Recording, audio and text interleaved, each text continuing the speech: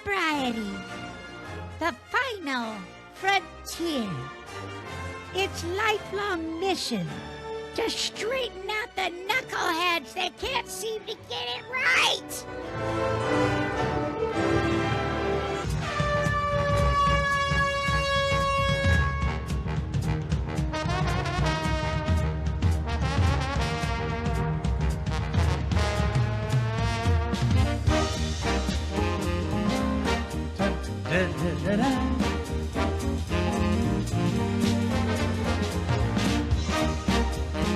The views expressed on the following broadcasts do not necessarily reflect those of KHLT, Take 12 Radio, or our affiliates. The opinions on this show should not be considered as medical, psychological, or professional advice and are those of the host, co-host, and guest. Take 12 Radio and KHLT Recovery Broadcasting are not affiliated with any particular 12-step fellowship.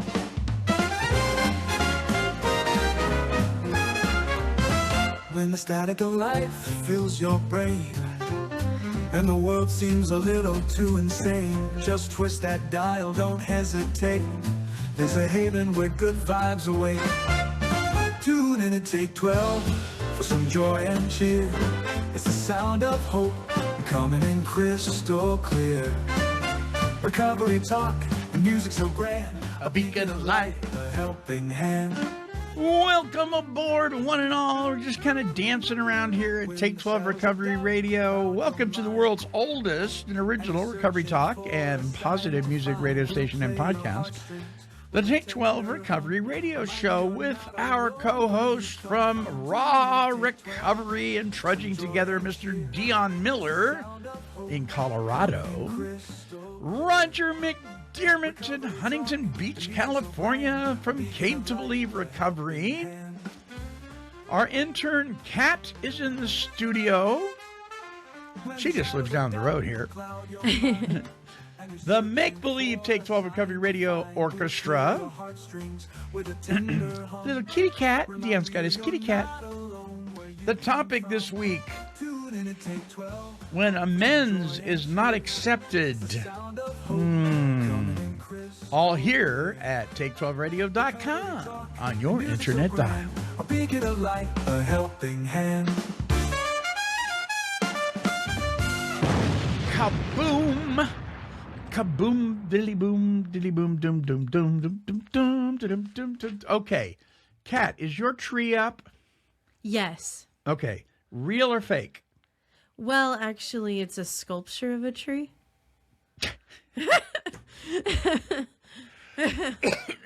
A sculpture of a tree. That is very interesting. That is okay, so fake.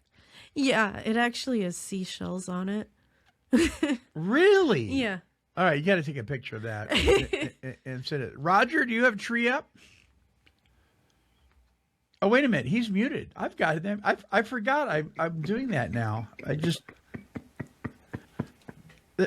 It won't unmute. Roger, why won't you unmute? Oh, there we go. Sorry about that, brother. Do you have a tree? You have your tree up? Yes. Real or fake? Real.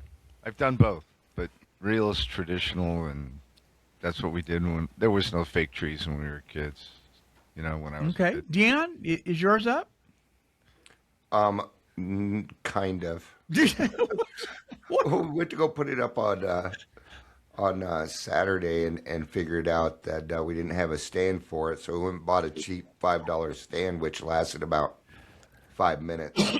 My wife literally just walked in with a new stand, so okay, so it's fake. It's in process, and it's fake. I'm of the opinion when it comes to real or fake, I don't care. Yeah.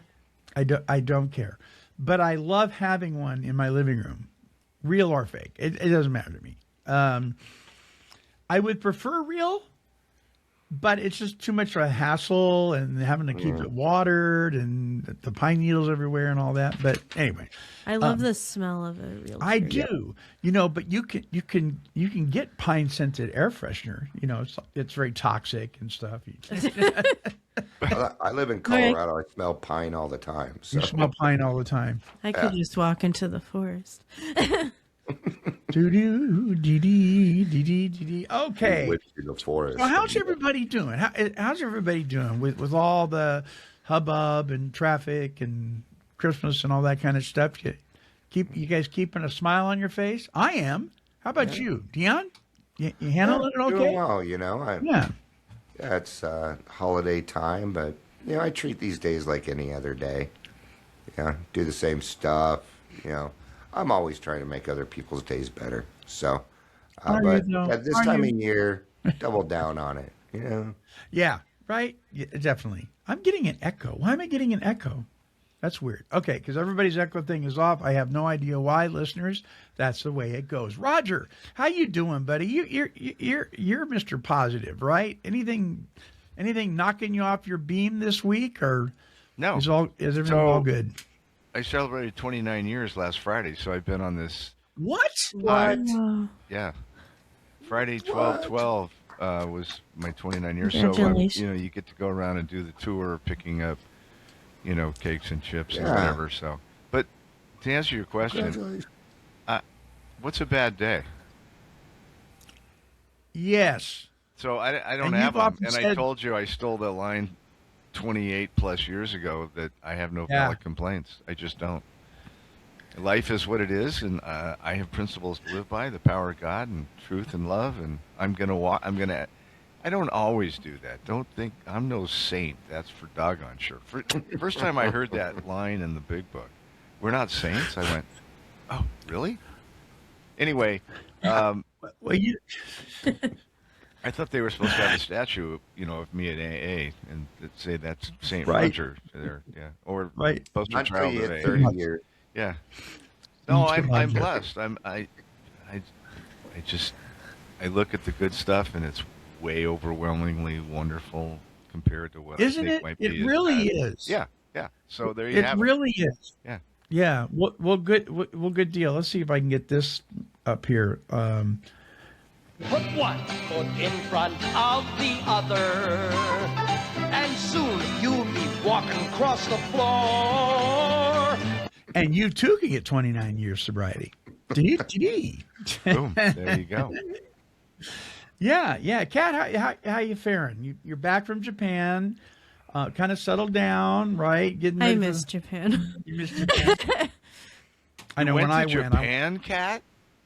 I did go to She Japan. did. Where did you She go? did. Her and her boyfriend. We Japan. went to Tokyo and Kyoto and like surrounding areas because we stayed in hotels in Tokyo and Kyoto, but then we also explored around. So Nice. Did you take the Yeah, bullet isn't train? that cool? yeah. Bullet train That's from how we got Tokyo to from Kyoto. Tokyo to That's what I did. Cool. I Very had cool. the best curry and rice I've ever had in my life on the bullet train. Man, was that stuff spicy. But everything on the bullet train, I don't know about the one you went, Ron, but everything was kind of at a tilt a little bit because it's kind of like that, the shape of it and everything. And so it's kind of, but no, the bullet was a lot of fun. We zipped by Fujiyama and went to Kyoto and stayed at the Kyoto Tower Hotel and Yeah, so cool. but I wanted to go back. I did was too. 16, right? And for several years I kept thinking about I want to go back there. It was so much fun. The people Did were you so ever? gracious. Yes. No, I did not. I did not. Maybe someday. We'll see. I think you should. We'll see. All righty. Let's see here. What do we got? Oh, we got. Oh, yeah. I get to complain about something. Yes. Woo-hoo-hoo. All right. Here we go. I think it's Cecil. Come on, Cecil. Excuse me, everybody. I have a little Christmas ditty Uh-oh. to introduce the next segment. Yes, he's whining about everything from now until the end of time. Powerless to change anything. You come on the air with an axe to grind. We we know that nothing is as wonderful as when his mic is placed on mute. Hey. Because you see, the truth for you and me is we really don't give a hoot. Okay, Monty Man, go ahead and give us your Christmas wine. I shall.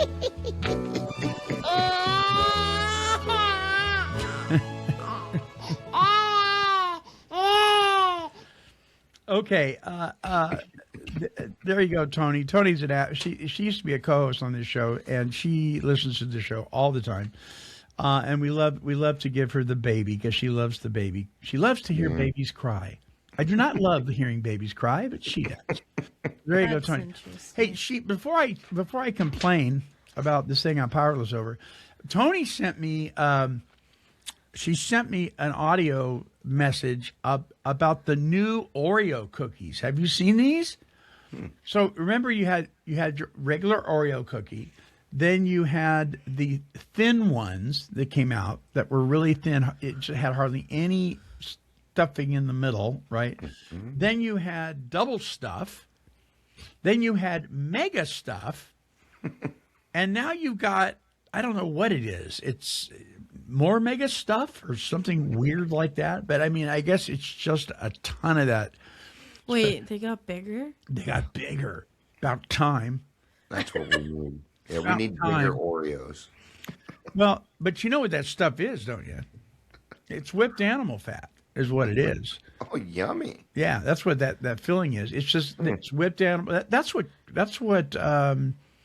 Crisco is. And, you know, most frostings are made with Crisco and powdered sugar. Well, actually, Oreos are vegan. But that's whipped animal fat. How can that be vegan? This show is starting off on a wonderful beat. Yeah, it's... I'm getting a resentment. It's an animal fat resentment, Monty. I know somebody has got the wool over our eyes here. There's a lot of vegans out there that have been eating whipped animal fat. Man, you just ruined a bunch of people's lives, I'll tell you. Styrofoam cups are also made out of whipped animal Dion's fat. going to do a fact check on this. He's going to check it out right now. Check it out, Dion. They're going to lie to you. They're going to tell you it's something healthy. However, they used to use it, but they don't anymore. That's what they say. They used to use what? And you know the internet, it's always correct. So. What did they used to use? They used to use... Oreos are not made with whipped animal fat. They use vegetable oil, but they historically contained lard until the mid-1990s. Wow, so it's not whipped animal fat anymore. It's just highly processed to taste like it. You're only 35 and a half years old, Monty, in that report, so just so you're up to date. So the next time you pour a hot beverage into a styrofoam cup, look at what's floating on the top. Is it whipped animal fat? What did we do this morning that we got here? No, really, listeners. We went from animal fat to styrofoam cups with coffee and floaties. I'm telling you. Okay. Now, I know I mentioned this before on the show, years ago perhaps, but I think it bears repeating, especially this time of year when parking spaces are limited, right? Handicap parking spaces. What is the deal with handicap parking spaces being the ones that are the furthest away from the front door of your business? I don't get it. Particularly when you've got, okay, I'll give you an example. There's this little tiny pizza place called Pizza Amore in Albany. And right in the front, every parking spot is for pizza pickup. Not the driver, but for customers who have called it in and pulled up, and people come out, they come out and they give you your food item. But the handicap spots aren't in front. they're down further. And I'm like, that's wrong. I just think that's wrong. I thought that the handicap spots are supposed to be the closest to the front door. That's what I thought. Yeah. They usually But are, but nee. Monty found a place that isn't, so it No. could be the subject of No, the morning wine. I'm telling you, and so also, why is the wheelchair, the ones that say wheelchair only? Mm-hmm. Why are they closer to the door than the regular handicapped ones? You're in a wheelchair. You don't have to walk. You should be further away. I think the people designing these parking spaces are not using the most logic. If They're you're not. if you're picking up a pizza, you can still use that spot in front, whether you're a handicap or not. Right? Just have it delivered out, and there you go. In Colorado, they're all right in front of the door. So. Yeah, pretty much in California too. It's Oregon that's a problem. Is it really? It must be Oregon. It's Albany. That's what I heard. Is Yeah. it? Handicap beaters of the, I've of heard the that world. Albany's really got big problems. Yeah. Yeah, with handicap spaces especially. Yeah. Well, let's see. Everybody in Colorado's high. Yeah. I don't know what to say about California. Well, no, everybody in California is high, Colorado and California are Not not true. much different. Not true. except for Roger No, most people are not. and the high folks that I in the hang out Salvation with. Armies. Nobody thinks California sober is reality. I know, right? Oh my gosh, California. We're California sober. Oh I God. can't mean. It means what you want it to mean. Isn't it interesting that they do the same thing in Oregon, but they call it California sober?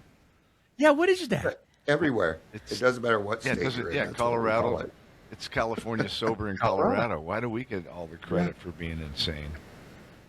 I know, right? And Colorado, they were really the first One to of the first.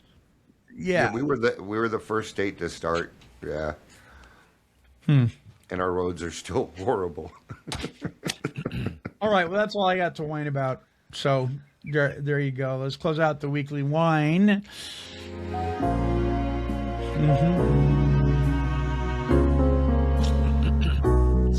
So nice and mellow.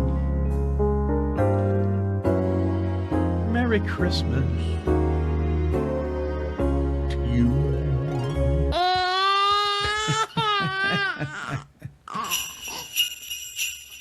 Okay, Roger McDermott and Dion Miller have got a new podcast out. Tell us about it, guys. Oh, awesome. Yeah. Roger, we just seem to get along really well. And I came up with tonight, well, I had asked him, and it's called God-Centered Recovery. And what we're doing is we're taking the Proverbs from the Bible and kind of turning it into a recovery topic.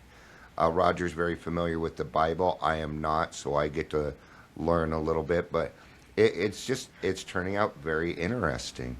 A lot of different, we had a couple of great views in this last one. It worked out really well. Roger, what do you think about it? Well, you asked me, and I said, sure. I actually said, certainly. Yeah, like, exactly. I mean, I love to speak about God. I love to speak about recovery and the principles. It's my favorite subject. So when you asked me, I was honored. And I thought, since you called it, you came up with the name God-Centered Recovery. I thought, well, since all the principles in our textbook, the big book of Alcoholics Anonymous, came from the Bible, what better way than to use a proverb for a subject or a principle, what have you, because that's what Solomon wrote about, was 31 principles to do every day of every month. How can people get to it? How can they listen to it, Dion? Same links that you would find the Daily Trudge, Raw Recovery. Your best bet to find any of my stuff is to go to the website trudgingtogether.org, Or if you go to YouTube, put in the Daily Trudge, you'll find all 3,000 of my videos. Oh, woo! Go to YouTube, type in the Daily Trudge. You can go to the link also on our network page at take12radio.com and click on the Raw Recovery link too. So congratulations, guys. Thank you. The more of these things that are out there exposing the truth of really what's the driving force of recovery, and not just sobriety, but becoming recovered is so important, and developing a relationship with a power greater than yourself. And we know that power to be the God who is God. And so, so grateful that you guys are doing that. The topic this week is when amends is not accepted. This is something I've heard from a couple of folks recently that have been going through kind of an emotional deal with tried to make their amends, their 9th step. And just for reference sake, listeners, if you don't know, steps 8 and 9 are your amends, the amends phase of the 12-step recovery process. Step 8, we make a list of all persons we have harmed and become willing to make amends to them all. It doesn't mean we're always able to, but we're willing to if the opportunity arises. Sometimes it doesn't. And when it does, that we're willing to make amends to folks that we've harmed. And in step 9, we make amends to those people that are on our list, and except when to do so would injure them or other folks. And typically the other folks isn't us. It's if it's going to damage them. We never make amends at the price of somebody else's serenity and peace and way of life. But this amends process is something that can be a little touchy, because and not always are people ready to hear it. Some people are processors. Some people are processors for a long time, depending on the level of harm that was done. But when it's not received, it can or accepted. A person I may know that it's how you feel about me is none of my business, and I make amends. That's my part. If you don't receive it, that's not on me. No matter how much I know that, it doesn't mean it doesn't hurt when you attempt to make amends with somebody, and not only do they not receive it, but they lash back at you. Yeah. So I thought we just talk about this a little bit. Kat, have you ever tried to apologize? And there's a difference between an apology and amends. But have you ever tried to apologize to somebody or right or wrong, and they just weren't having it? Ever experienced that? Yeah, it's sometimes it's hard for people. They're still angry, and you've got to be willing to be okay with yourself and learn from the situation. Oh, I like that. You need to learn to be okay with yourself. Yeah, in the situation. Dion, how about you? Ever get that? I don't want to hear it from anybody, or has it always been pretty smooth? I had a few people in my family, older brother in particular, who, before I even got to the 9th step, plain said, "I don't want to do your 9th. I'm not going to do your 9th step with you." He just flat out said that, and I said, "Okay." I mean, there's not much I could do, so I ended up writing him a letter I never sent.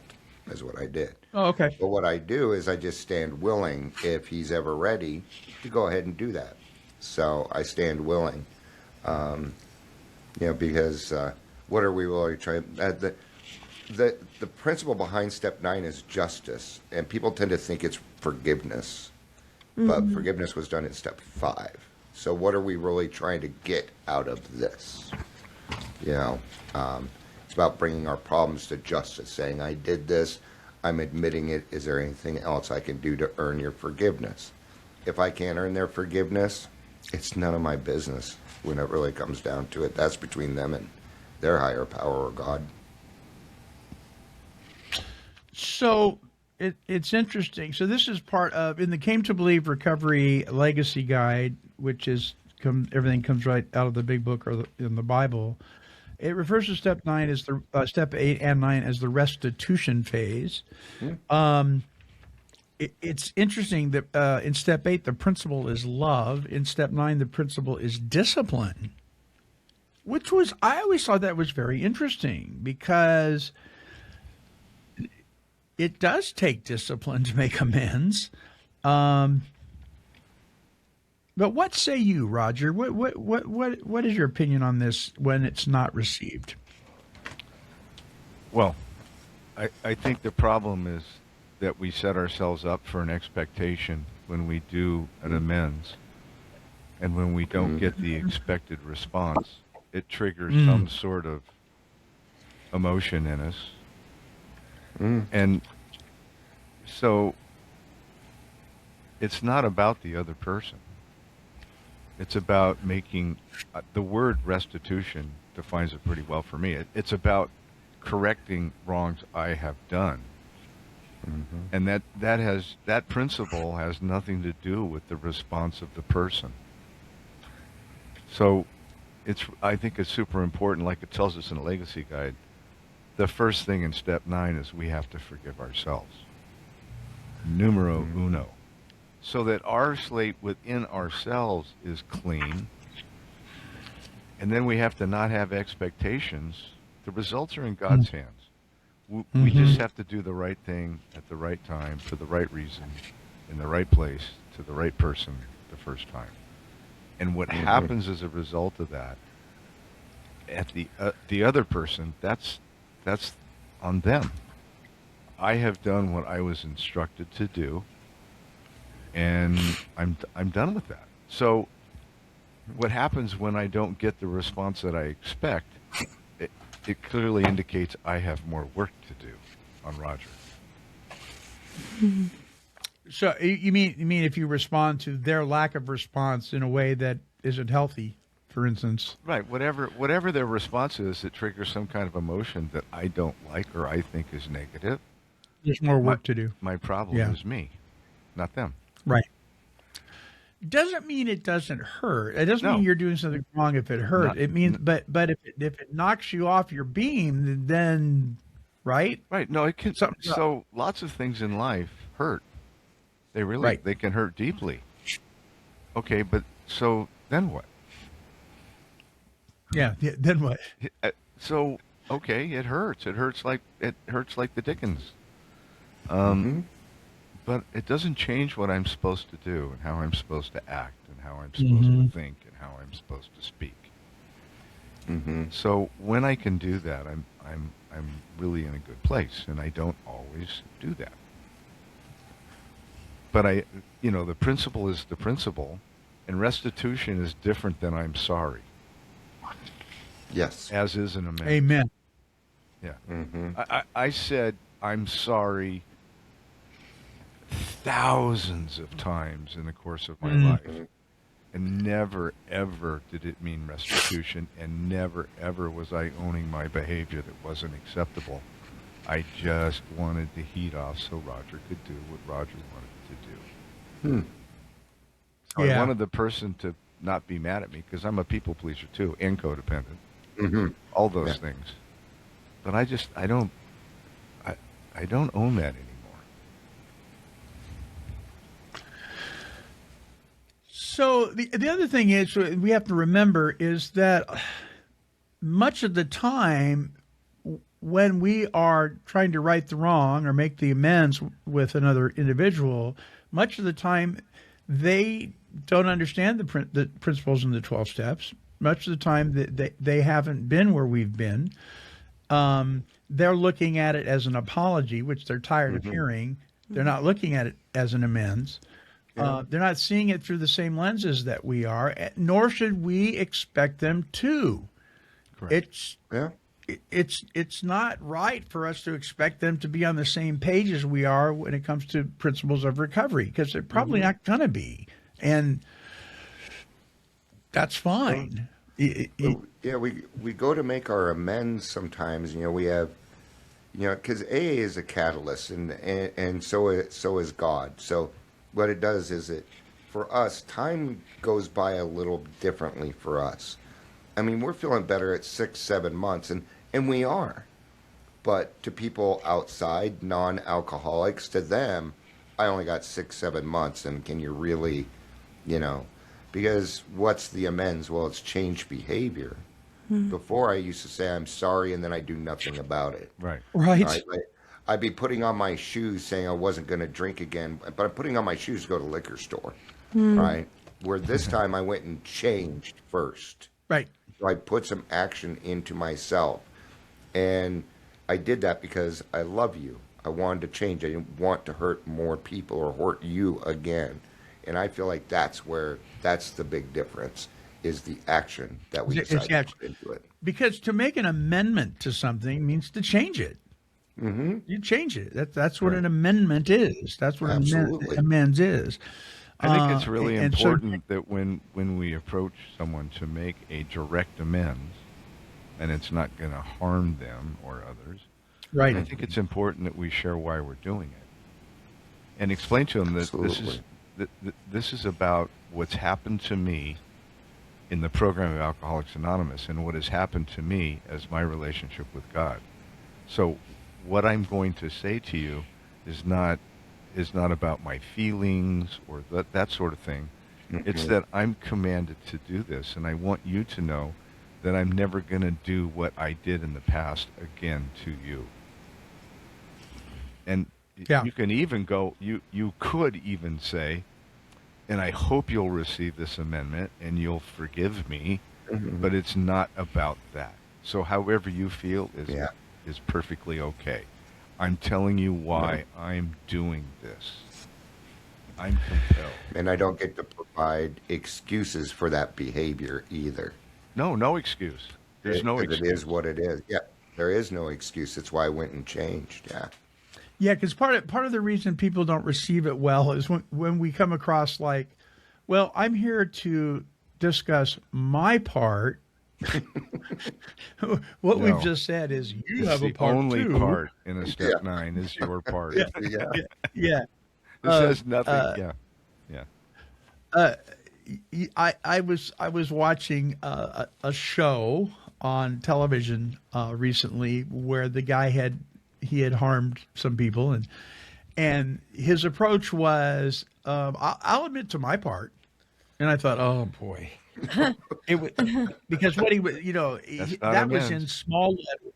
That was in small letters. In big letters was, but you have a part too. I'm not, and people read that, it's obvious to them. That sounds like someone who hasn't changed. Exactly. Well, and here's the other thing.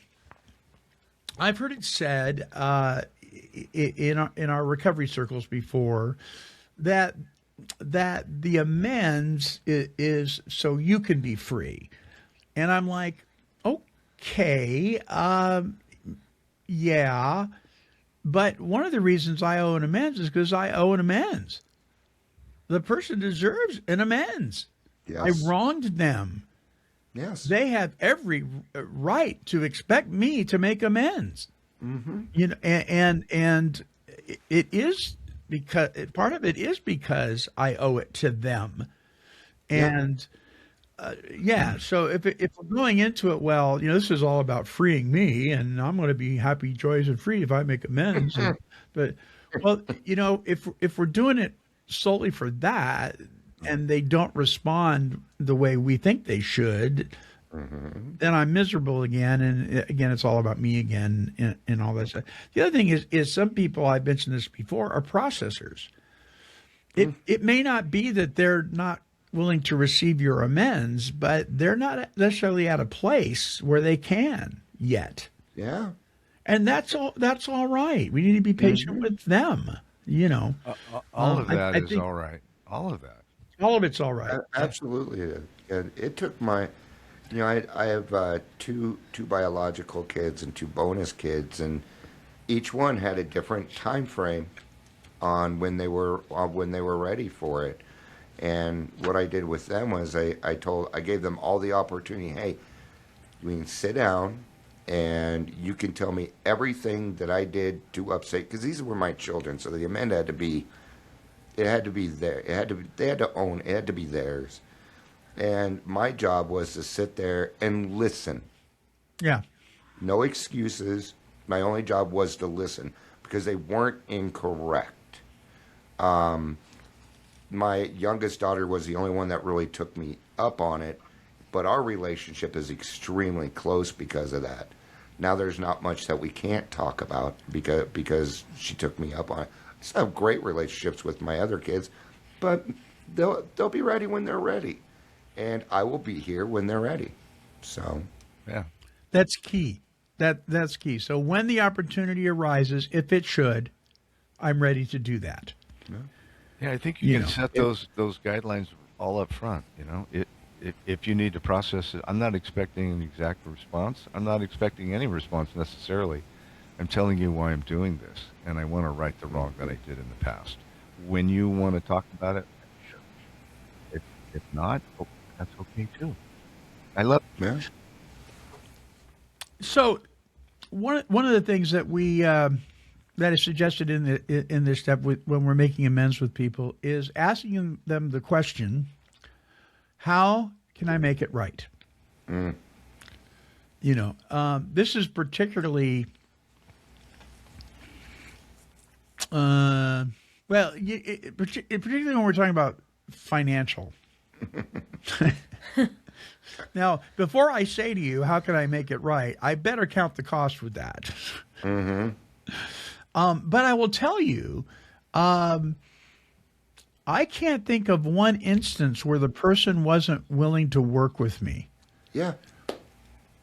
You know, there were a couple of big numbers that I owed, and you know, one person was the father of a good friend of mine, and I owed him money, and his response to me was simply, "Stay sober." That's how you can make it right. Stay sober. Yeah. I still paid him back. Yeah. Even though he said, no, just stay sober. And, you know, when I was able to, I wrote him a check for what I owed him and sent it to him. But I've never had that experience where somebody says, well, okay, you wrecked my car. That was $23,000. You know, pay it back today or don't talk to me again. That has not been my experience.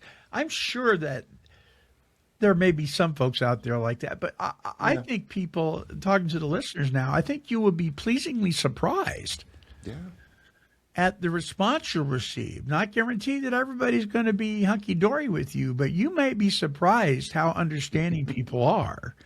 Yeah. They'll surprise you, you know. I've had people turn around and say, no, I'm the one that owes you an amend. Really? Yeah. So Yep. I had a drinking buddy that I went to him. He got into recovery before I did. And I went to him and to make amends for all the times that I drug him down the path with me. You know, I said, this was not a healthy relationship. It was toxic. I need to make amends to you for that. And, you know, is there any way I can right this wrong? You know, and he said, no, wait a minute, man. I owe you an amends. I was just as much a part of that as you were. So we're good. You know, I got to tell you guys, and I've referred to this before on shows, but there's only one person left in my life that I have not been able to make amends to. Because he doesn't want to talk to me. He wants nothing to do with me. And he's asked me years ago. He asked me, he's a believer. He says, we got heaven, Monty, but until then, I gotta separate from you completely. You know, and in so many words, he was telling me, don't email me, don't call me, don't any of that. And I've several years have gone by, and I've tried a couple of times to, hey, I'm going to be in town. You want to go have coffee? If you don't have to respond. That's fine. I understand. And I've done that a couple times with lengthy periods of time in between, and he has not responded. That really stung in the beginning. Now it's like I'm good with it. Yeah. But I got to tell you, it's that one unfinished business. You know what I mean? That I wish I could tie it up in a bow like all the other ones, but it might not happen. So is it disappointing? Sure. Is it going to affect my sobriety? Absolutely not. Is it going to affect my state of recovery? No way.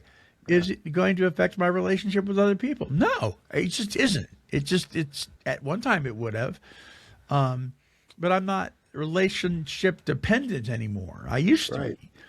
Sometimes respecting somebody's space is a way of making amends. There you go. Whoa, absolutely. Absolutely. And I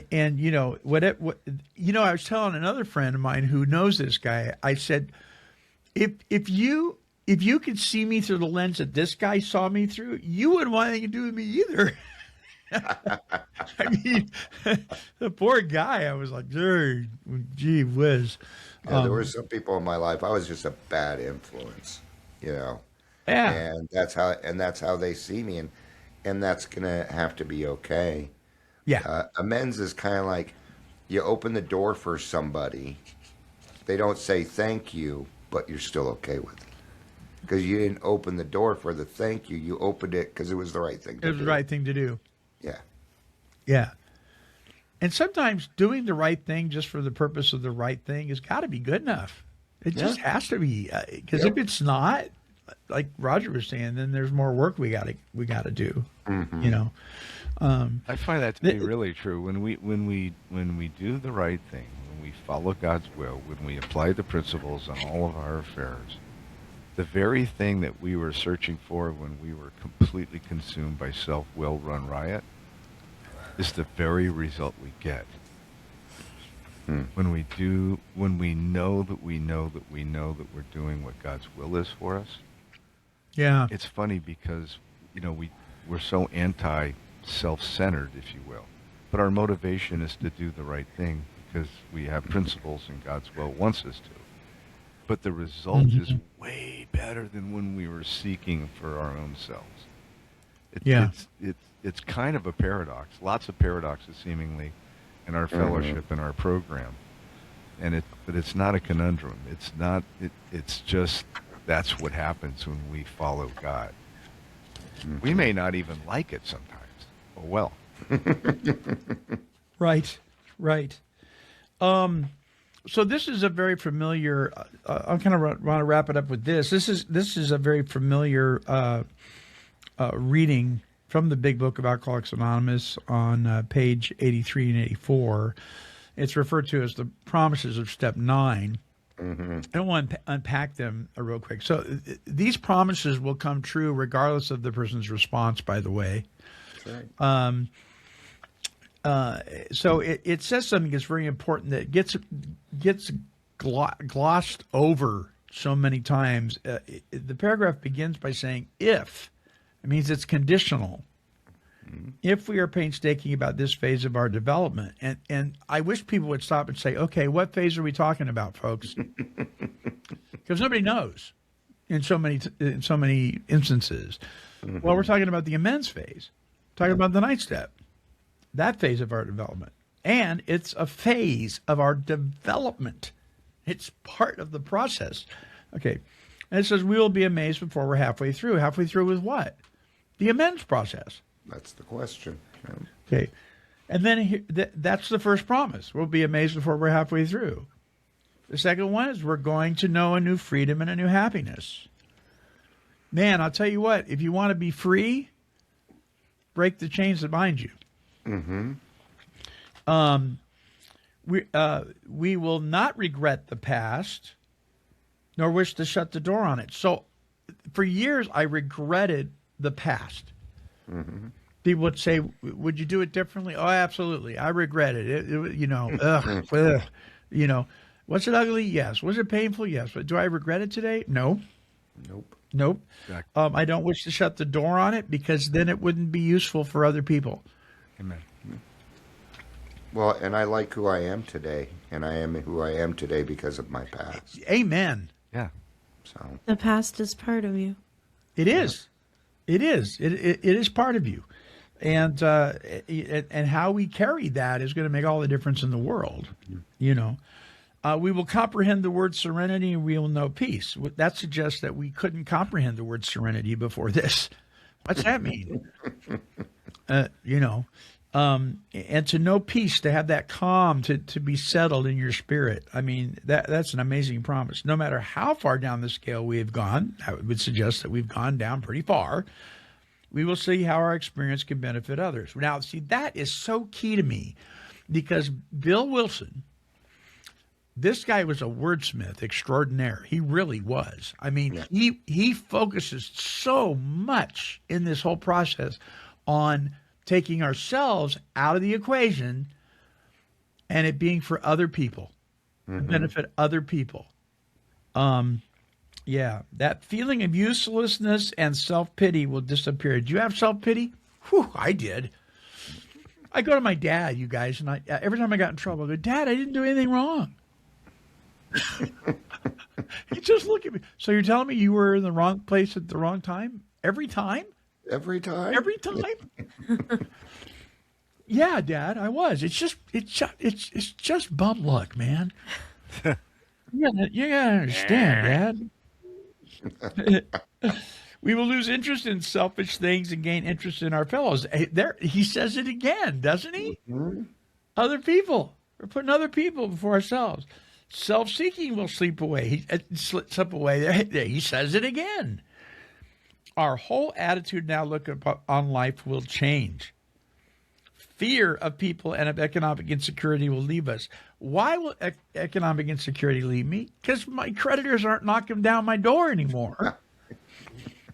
Right? I don't owe the liquor store manager any money from all the bounced checks because I paid him off. Yeah. I tell a story about how I cut a hole in the cyclone fence in the back of my apartment and snuck out the back for over a year just to avoid the landlord I owed money to who lives on the Sounds right. That's kind of intense. Oh my gosh. Makes perfect sense to us.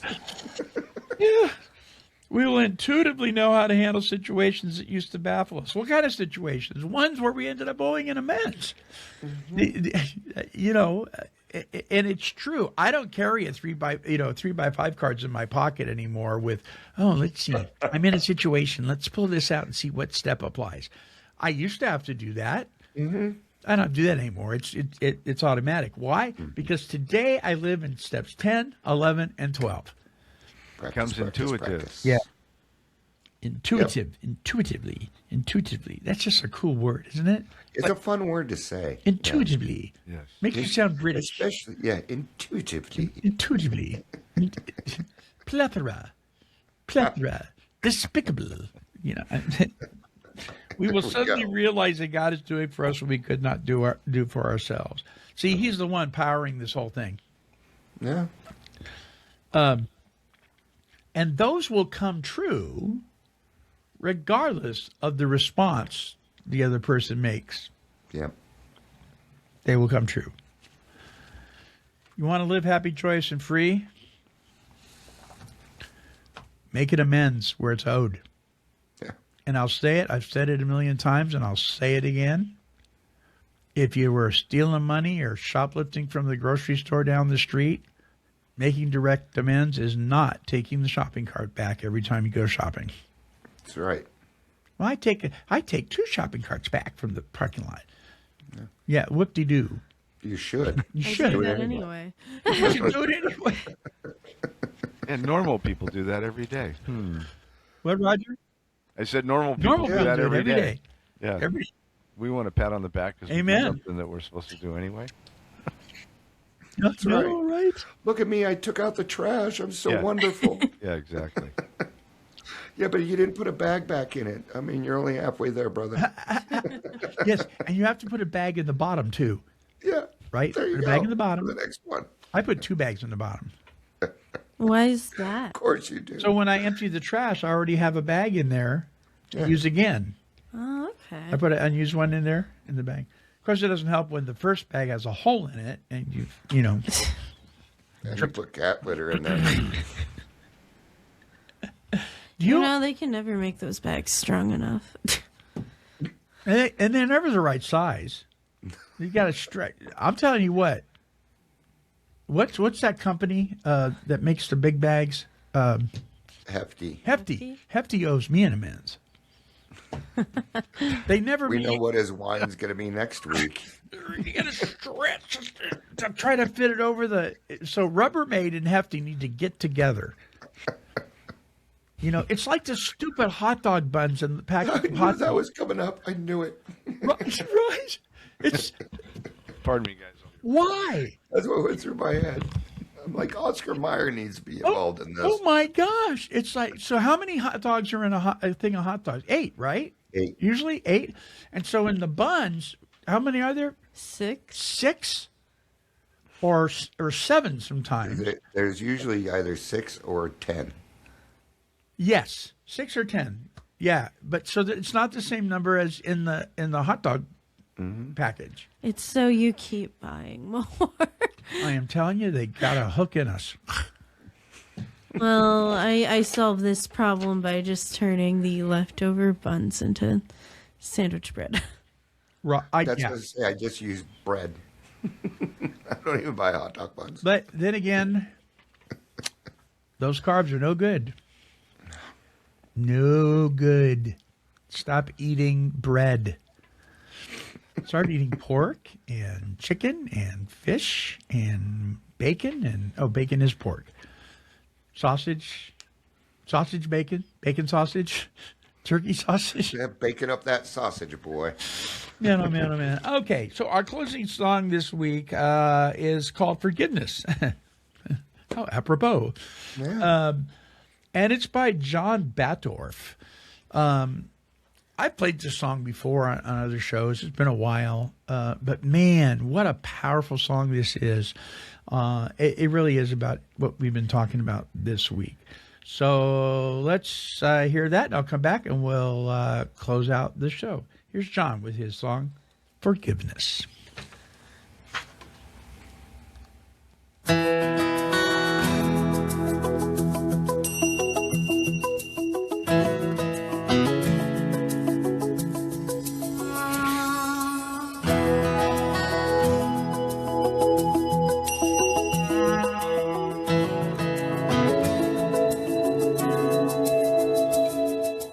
There are some fences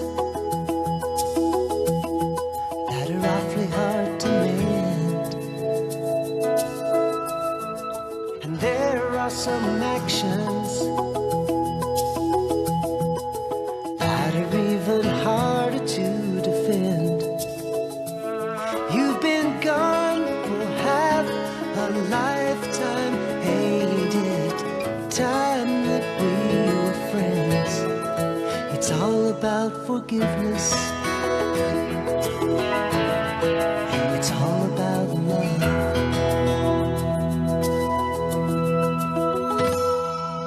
There are some decisions much too painful to make, and there are some revisions we would trade for each and every mistake. But there is a cure for all the wounds from promises we break. It's all about forgiveness. It's all about love. It's all about forgiveness. It's all about love. Wherever you are, whatever you've done to me,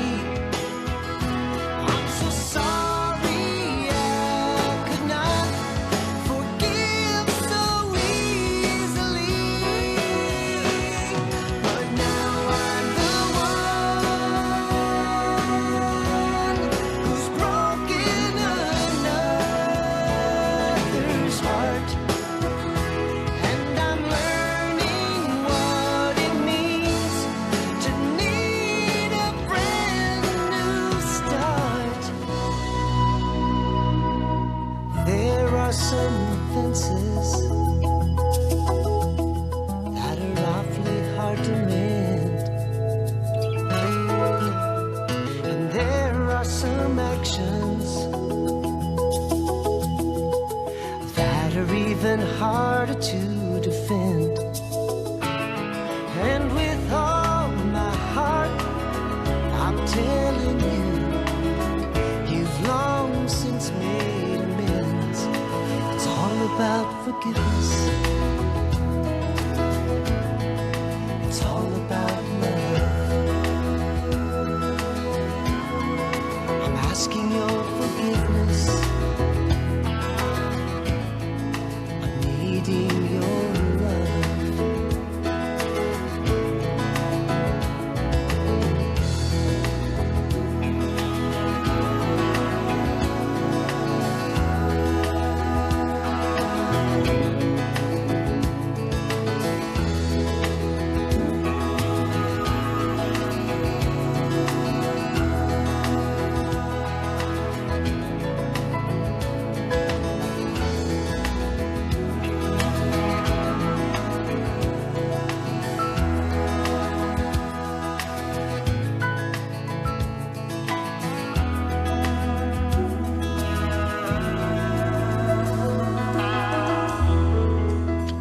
John Bettler, forgiveness. So here's a thought. Have you found it difficult to forgive somebody that you feel owes you an amends? Maybe it's time to extend the olive branch. It's something to think about.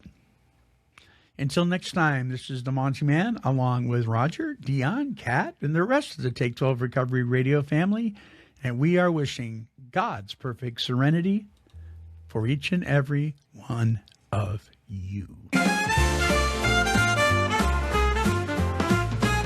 Don't let the weights of the past keep you down. There's a melody here to turn it around. In each story and song you'll find a friend, a chorus of courage that'll never end. This has been a broadcast of Take 12 Recovery Radio and KHLT Recovery Broadcasting.